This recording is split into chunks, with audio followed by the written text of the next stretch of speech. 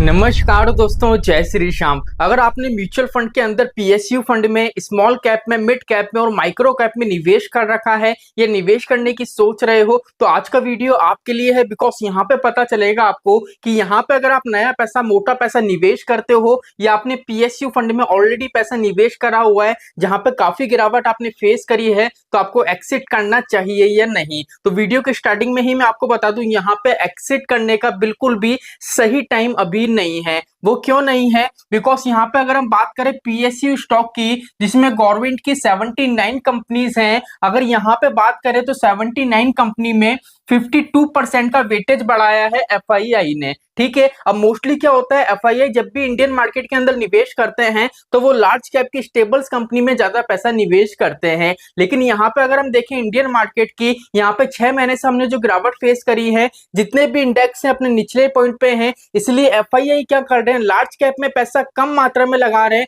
बाकी अगर पैसा देखें तो इन कैटेगरी में लगा रहे हैं, जिससे संभावना है कि भैया अगर आपका पीएसयू फंड है, अगर वो नेगेटिव चल रहा है और अभी के टाइम में अगर आप उसको होल्ड करके रखते हो तो वहां पे क्या होगा, आपको थोड़ा बहुत और बेनिफिट देखने को मिल जाएगा। अगर मान लीजिए आपके पास कोई ऐसा पीएसयू फंड है, आपने दिमाग में सेट कर लिया है, मानस बना लिया है कि सर मुझे तो यहाँ से एक्सिट करना है, पैसा निकालना है, तो आप एक्सिट करना। लेकिन अभी क्या है, जब तक मार्केट ऊपर जा रहा है, जब तक मार्केट का रिकवरी मोड ऑन है, तब तक यहां से आप पैसा मत निकालना। जैसे ही मार्केट ऊपर की तरफ जाए, जैसी कोई नेगेटिव न्यूज आए, उसी दिन क्या करना, आप यहां से रिडिम्पशन कर लेना, कोई दिक्कत नहीं है। लेकिन जब तक मार्केट यहाँ पे रिकवर हो रहा है, यहां से पैसा बिल्कुल भी मत निकालना, नहीं तो नुकसान हो जाएगा। तो यहाँ पे पीएसयू फंड, स्टॉक्स फंड में क्या हो रहा है, यहाँ पे जो एफआईआई है काफी भर भर के यहाँ पे पैसा लगा रहे हैं, इसलिए कोई दिक्कत परेशानी आपको नहीं आएगी। अगर यहाँ पे बात करें निफ्टी माइक्रो कैप 250 इंडेक्स की, अब यहाँ पे क्या है, 250 इंडेक्स की बात करें तो यहाँ पे 186 कंपनी में क्या करा है, एफआईआई ने 51% की हिस्सेदारी को बढ़ाया है।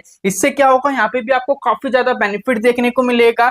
मिड कैप की बात करें तो मिड कैप में 107 कंपनी में 43% का वेटेज इंक्रीज करा है। इसलिए आपने देखा होगा अभी रेगुलर बेस पे जब से मार्केट ऊपर की तरफ जा रहा है, अगर आप मान लीजिए आपने थोड़े टाइम पहले ही अगर निवेश करा है, मान लीजिए जनवरी फरवरी में निवेश करा है, तो आपका पोर्टफोलियो आपको थोड़ा थोड़ा ग्रीन होता हुआ नजर आ गया होगा। या मान लीजिए आपके निवेश को 3 साल हो गया, 5 साल हो गया, तो भी ऑलरेडी आपका जो पोर्टफोलियो है आपको ग्रीन होता हुआ नजर आ रहा होगा। उसका रीजन यही है, बिकॉज इंडिया की कंपनी भी वर्क कर रही है और जो एफआईआई है भैया, यहाँ पे इंडियन मार्केट में काफी हद तक पैसा लगा रही है, इसलिए काफी बढ़िया टाइम है। ये टाइम बिल्कुल भी एक्सिट का नहीं है। एक्सिट करोगे नुकसान कर लोगे, मार्केट में बने रहो।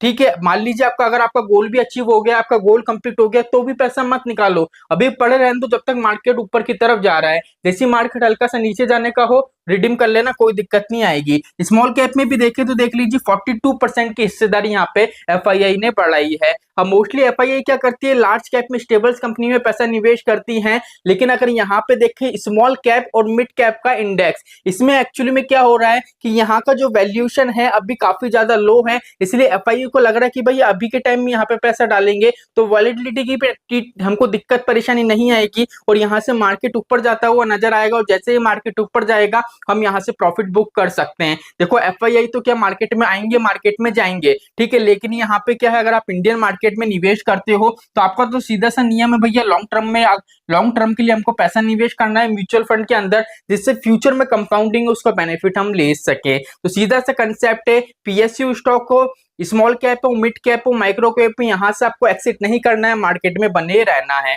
तो चलिए आज के लिए इतना ही, मिलते हमारी नेक्स्ट वीडियो में। जय श्री श्याम दोस्तों, जय श्री राधे।